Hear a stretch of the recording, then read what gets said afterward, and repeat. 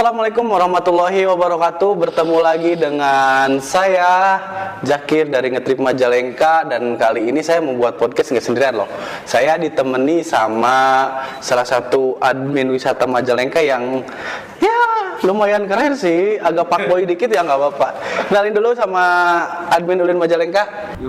Yoga apa? Yoga Saprida. Oh, Yoga Saprida ini teman saya ini yang ngelola akun Ulin Majalengka. Dan teman-teman nih yang belum tahu siapa sih yang jadi admin Ulin Majalengka nih yang kayak ini. Kalau admin Ngetrip Majalengka sendiri itu sebenarnya bukan cuma saya, ada 3 lagi. Cuman saya kebagian sekarang bikin podcast ya.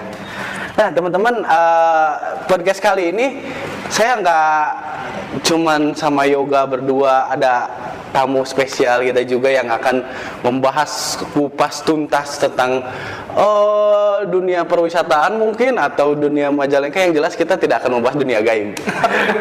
Tidak untuk waktu yang lama lah basa-basinya, kenalkan saja ada Pak Syam.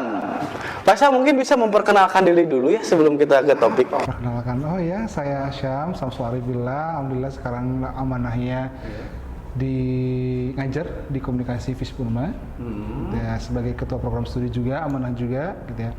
Dan senang dalam dunia industri komunikasi khususnya ke pariwisata. Banyak sekali pola-pola yang saya sampaikan juga ke mahasiswa, apa sih yang bisa diambil, yang di grow up kan gitu ya, yang dimanfaatkan dari wisata Majalengka yang sekarang sudah booming gitu. 2017 kalau nggak salah tuh festival Duren. Nah dari sana saya langsung ambil semua studi kasus yang ada di Majalengka sampai yang sekarang juga. Tapi itu sangat komunikasi sendiri erat kaitannya sama pariwisata ya? Sangat erat karena pariwisata itu salah satu industri komunikasi, tour and travel. Travel, tour, di dalamnya ada pariwisata, gitu kan ya. Nah, bagaimana cara mengkomunikasikan pariwisata itu dengan pola-pola komunikasi? Ada marketing komunikasi, ada iklannya, gitu. Ada bagaimana membuat videonya, bagaimana cara memasarkan, mensosialisasikannya, kampanye-nya, kampanye budayanya. Bahkan contohnya ada budaya-budaya yang daerah yang bisa dinasionalkan atau internasionalkan. Oh gitu. Dan itu ada pola-polanya budaya-budaya populer. Jadi sangat erat dan banyak dibahas. Berarti memang tugas mengkomunikasikan ini bukan hanya untuk kita akun media sosial gitu ya? Banyak. Ya karena kan kita hobi juga nih nge-up. Wah seneng nih Majalengka bagus. Ternyata ilmu komunikasi sendiri itu ya apa nyambung ya dengan hal tersebut? Ada kajiannya, ada pelajarannya, dan juga memang apapun itu bentuknya jasa ataupun barang bisa dikomunikasikan gitu ya, bisa dijual gitu ya, bisa dipromosikan, bisa di-up gitu, diviralkan bisa. Begitu ya, bagus sekali ya. Tapi ngomong-ngomong tadi kita memang hobi sekali ya meng-up media sosial seperti ini. Kan kadang kita juga agak bingung sih. Apakah hobi kita seperti ini itu bisa jadi pekerjaan nggak sih? Menurut dari komunikasi nih gitu, dari komunikasi Pak gitu. Hobi jadi pekerjaan. Memang hobinya apa? Cuma kita ulinnya terus media sosial kayak gitu, mendaki gitu. Gitu yang di media sosial tentang jalan-jalan. Ya seperti itu. Menelusuri hutan, sungai, pegunungan, tempat baru gitu. Menelusuri gitu, kalau menelusuri hati seseorang kita nggak bisa Pak. Itu aja sih. Iya. Apa hubungannya? Ya apakah bisa nggak hobi jadi pekerjaan? Sangat bisa. Contoh gini. Saat Ulin atau ngetrip itu kan jalan-jalan ya. Ya ngetrip, Ulin itu saat memang hobinya adalah jalan-jalan gitu ya, cari-cari wisata baru. Itu hobi yang bisa nggak jadi pekerjaan? Bisa. Contoh gini, saya contohnya buat status hari Sabtu besok saya mau ngetrip nih ke daerah Majalengka Wetan. Di sana ada pegunungan baru gitu ya, ada objek baru gitu ya. Kayak tuh banyak perempuan cantiknya, banyak khusus bisa difoto gitu ya, jadi model gitu ya, yang masih muda yang belum tersentuh apapun itu contohnya. Nah saat curhat ke situ media sosial, kemudian beberapa menit kemudian ada yang ngejawab, mau dong ikut gitu ya, mau nitip dong gitu ya. Itu pada saat hal itu sudah mulai direspon oleh audiens, oleh para follower atau netizen, bisa diduitin. Boleh deh di list siapa aja yang ikut 1, 2, 3 gitu ya. Nanti biayanya ke sini pakai motor segini loh gitu ya, biar nggak berabe, pakai mobil segini loh. Nanti kalau biar susah di sana makanannya, kita aja mau koordinir segini loh biayanya gitu ya. Nanti kalau seandainya mau foto-foto sama cewek-cewek desa yang masih perawan gitu, yang masih belum tersentuh apapun itu, yang masih nggak pakai make up, cantik gitu ya, nanti di list gitu ya. Itu bayangkan, mereka pasti akan bayar teman-teman. Contoh kecil itu pernah tuh ada siapa yang mau ikut foto bareng perempuan desa yang pakai kemben, pernah nggak? Pernah lihat nggak? Oh iya, Pernah ya? ada. Itu viral desanya, tapi akhirnya kan takut jadi prostitusi gitu, akhirnya diganti kata-katanya. Tapi itu untuk jadi hobi pekerjaan nggak termasuk sama hobi gombalin cewek ya? Keren, itu nggak boleh. Oh, alhamdulillah, doakan saja gitu. Belum. Nah, balik lagi ke topik. Udah, nanti kalau bahas cewek ini seneng. Balik lagi ke topik. Ketika hobi ini jadi pekerjaan nih, kalau saya pikir-pikir, apa enggak ngerasa tertekan sama tuntutan gitu, terus kayak terkekang banget nih pekerjaannya, terus senengnya di mana gitu. Kadang saya berpikir kayak gitu loh, ketika ini jadi pekerjaan pasti kan ada nih atau target segini, terus letak senangnya di mana gitu. Tapi sebelumnya pernah nggak hobinya Jaki, hobinya yoga gitu ya, kemudian jadi duit, jadi pekerjaan? Nah sih, cuman tadi itu yang Contohnya. Kalau saya pribadi, kadang jadi di fotografi ini ada yang nyuruh foto kesana kesini gitu kan. Nah lama kelamaan karena saya ikut ini jadi duit, jadi pekerjaan saya, tapi kok saya pribadi ngerasa kok ada tuntutan untuk melakukan itu, bukan karena hobi senangnya saya moto gitu. Karena banyak orang yang hanya pingin difoto sama Jakir gitu. Jadi hanya banyak antri gitu ya. Ini justru bikin kayak tertekan gitu. Gitu. Kalau yoga gimana? Sama juga hobi foto-foto juga Bang. Jadi banyak yang kita fotoin, foto shoot. Misalkan sekali foto berapa ya gitu sih. Tapi emang kadang juga pekerjaan nggak waktu cuma weekend aja, jadi jarang kita ambil gitu Bang. Jadi cuma sekedar hobi aja lah, main foto. Tapi ada tertekannya juga. Ya kadang tertekan juga, jadi ini bisa ini nggak bisa waktunya. Jadi bingung nyambungin waktunya itu Pak sebenarnya Mas. Sebenarnya kenapa kita tertekan ya, kalau dalam kita mengambil potensi yang kita miliki, hobi kita jadi pekerjaan, kenapa kita tertekan ya? Karena kita belum tahu pola-polanya gitu ya, pola-polanya bahwa hobi kita ya hobi bisa jadi pekerjaan, bisa jadi uang, bisa. Kalau seandainya kita terikat gitu ya, pekerjaannya adalah kayak office hour, itu pasti akan terkekang. Kecuali profesional, contohnya Ngetri Majalengka akhirnya punya tour and travel, gitu ya. Contohnya Ulin Majalengka punya tour guide. Itu boleh, dan bukan hanya yoga, bukannya hanya Jakir yang ngejalaninnya, punya anak buah, punya karyawan, pasti dia akan tertekan. Tapi kalau dikerjakan sendiri, tertekan lah. Saya contohnya sama mau wakuncar gitu ya, ada ini foto gitu. Wakuncar tahu wakuncar? Kok kelihatan umurnya berapa gitu kalau tahu Wakuncar? Judul. Saya merasa tua mendengar kata Wakuncar. Oh benar saya gitu ya? Oh saya. Datanya apa? Waktu apel lah itu malam mingguan gitu ya. Jadi keganggu dong, senang pingin ngecamp nih di malam minggu di puncak gitu ya.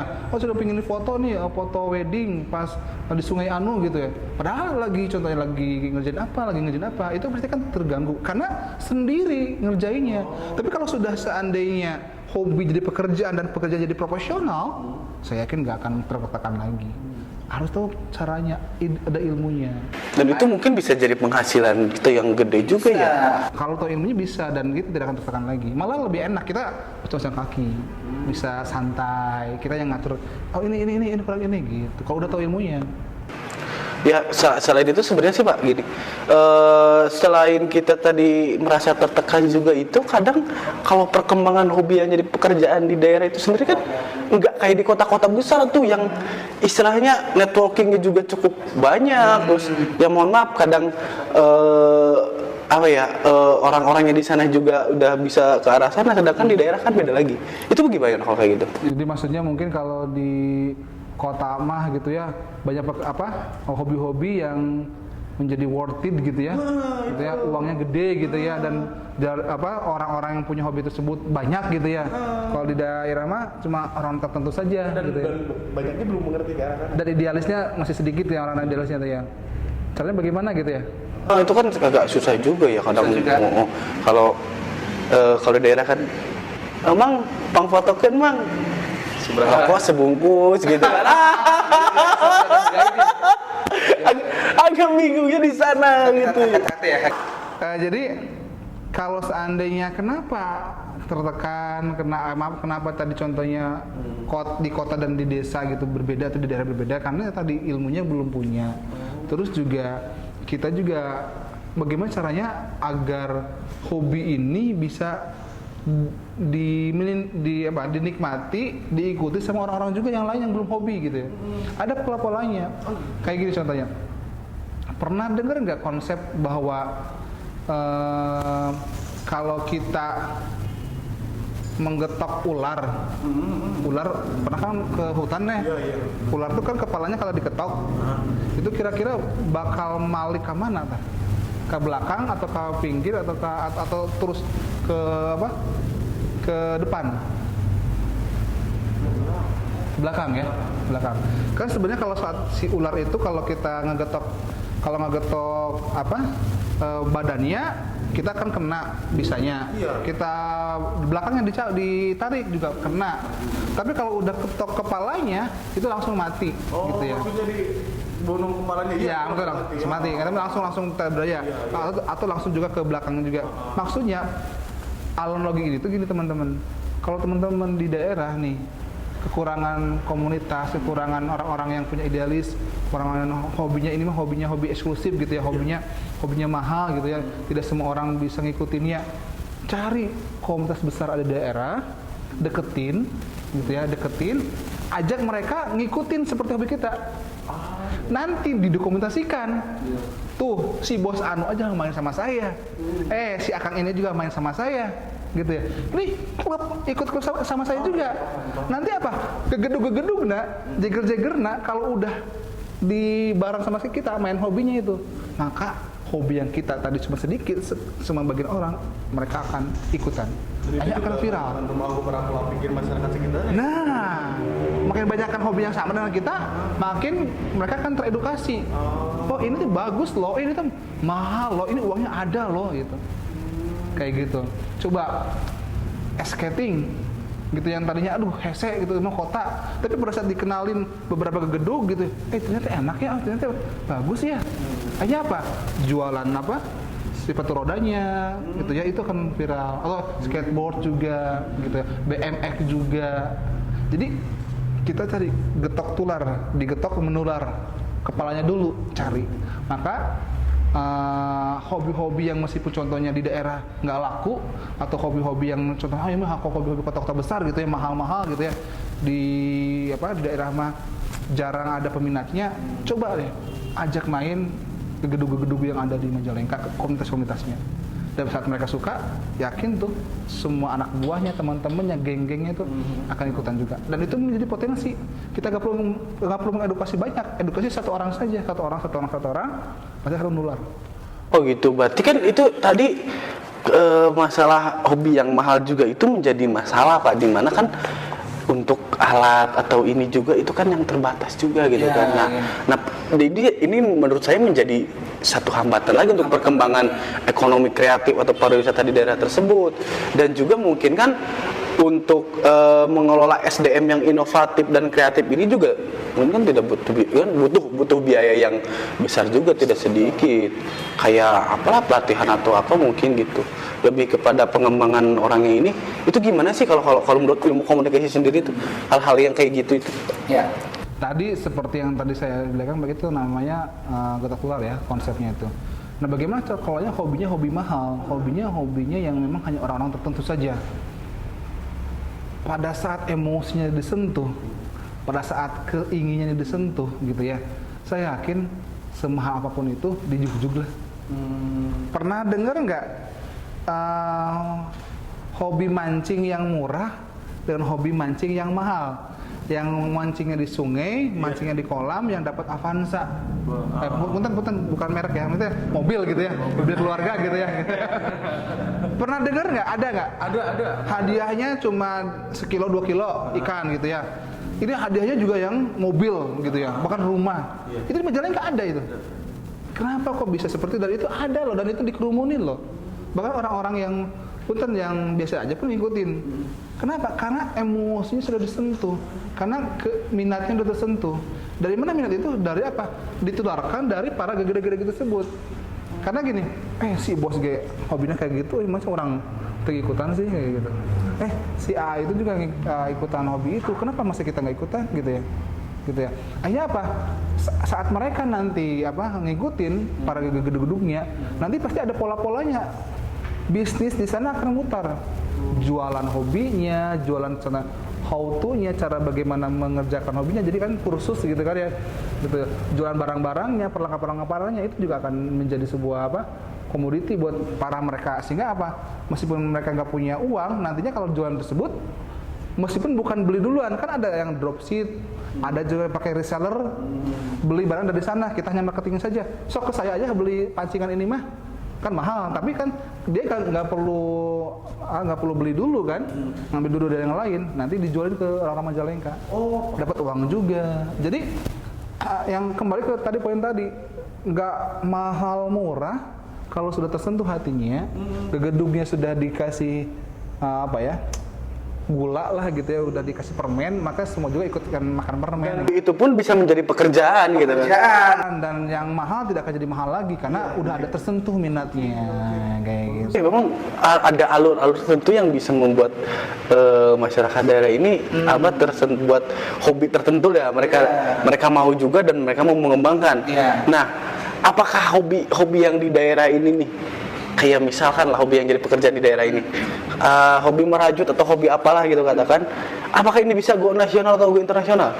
Kalau dari segi ilmu komunikasi itu gimana tuh? Bisa. Jadi tadi kita ngomongin tentang hobi jadi pekerjaan dan hobinya yang minim gitu. Tadi hobinya mahal gitu. Tadi bisa contoh jawabannya.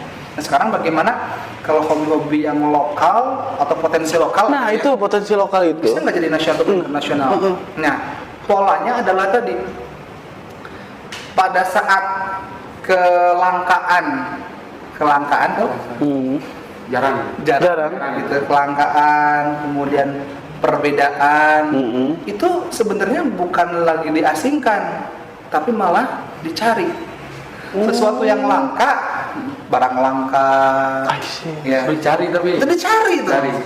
Kemudian sesuatu yang tersedia sedikit, gitu ya.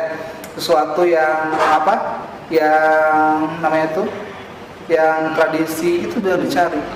Cara mereka mencari itu tergantung pola komunikasi pemasaran kita. Bagaimana kita bisa mengkomunikasikan barang-barang atau jasa tersebut yang lokal itu, Contohnya kain apa gitu ya, atau contohnya kayak gadot lah di gunung. Ini bagaimana kain gadot itu contohnya? Itu kan dusun apa? Dusun apa ya? Desa banget gitu ya, wong deso gitu ya, itu ngapain itu bisa nggak jadi bahan kota atau jadi contohnya dipakai oleh orang-orang kota gitu atau jadi dijual mahal? Itu sangat bisa. Dengan cara apa? Di Majalengka nggak mungkin nggak ada orang yang cantik. Nggak, di Majalengka nggak mungkin nggak ada orang meskipun lahir di Majalengka pasti ada wajah-wajah kotanya. Ada kan? Ada. Pasti ada wajah-wajah kota, pasti ada wajah cantik atau ganteng. Kita manfaatkan. Kamu pengen viral, kamu pengen terkenal, gitu ya. Saya bantu deh. Nah, teman-teman ini contoh ya, jangan bukan ditiru, ini contoh. Jangan itu. Sini takutnya netizen salah menangkap Pak, kita luruskan dulu. Lanjut Pak. Kalau pengen itu ya, mau nggak jadi saya bantu. Nih kamu nanti kalau kampus gitu ya, pakai ini. Nanti sama teman kamu videoin gitu ya, buat kayak video seharian vlog gitu ya. Nanti kan pasti kan orang yang ganteng, orang yang cantik, apalagi dia punya influencer dan followernya banyak, nanti kan banyak nanya, si A itu yang ganteng itu kenapa pakai tas gitu ya? Kenapa sih teteh itu gitu ya? Tali ininya apa? Jadi nge-influence. Gitu ya. Akhirnya kenapa? Ditanya beli di mana? Gitu. Akhirnya kan saat dia bilang, ini mah gampang, di sini aja, di Ajakir aja, di Ayoga aja gitu ya. Murah kok. Ini Putra Majalengka loh. Yuk kita bangun. Nah, akhirnya kan saat si influencer tersebut yang ingin terkenal, yang kita bantu juga gitu, apalagi sosial media Ulin sama Nadrib banyak juga, kita hire anak-anak muda yang lumayan ganteng gitu ya, kayak 2 anak ini. Nomor sepatu Pak, berapa nomor sepatu? 43. Pak, siap. 43. Jadi itu bisa manfaatkan. Itu namanya disebutnya tuh kalau dalam komunikasi itu namanya itu free ride publicity. Aduh, agak sedikit bahasa. Bahasa Indonesia aja Pak, bahasa Indonesia. Free itu kan gratis. Ride itu mengendarai. Publicity itu mempublikasikan. Dalam arti suatu berita, nilai, informasi yang menjadi viral. Nah, bagaimana kita bisa membuat viral tapi dikendarai dengan bebas oleh si pembuat sendiri? Saya nih si pembuat informasi tersebut, saya akan mengendarai sesuatu ya yang akan menjadi viral. Contohnya nih, Ajakir adalah cowok idaman gitu ya. Semua orang-orang di Majalengka gitu ya sudah menjadi bekerja gitu ya, kemudian laki banget gitu ya, kemudian setiap dipakai pasti diikutin. Saya langsung ini Ajakir tuh banyak followernya nih, cewek-cewek cantik juga gitu ya, cowok-cowok juga yang laki-laki banget gitu ya. Gimana kalau produk saya itu gitu ya dikasihin ke Ajakir, dipakai gitu ya. Tapi saya bilang, Ajakir nanti kalau ke kampus, kalau ke tempat kerja pakai ini ya. Nanti kalau saya nanya, bilang aja dari saya gitu. Nah, saya itu menyetir Ajakir gitu ya kan? Free ride publicity, saya kasihkan gratis tuh buat Ajakir gitu itunya. Kayak endorse ya, kayak sistem endorse. Salah satunya seperti itulah gitu. Tapi nanti jadi viral, Dan itu bisa membuat si produk ini go nasional gitu ya. Bisa sangat bisa. Mungkin kayak kasus Odading Mangole ya. Nah, kayak gitu. Rasanya anjing banget. seperti Iron Man gitu ya.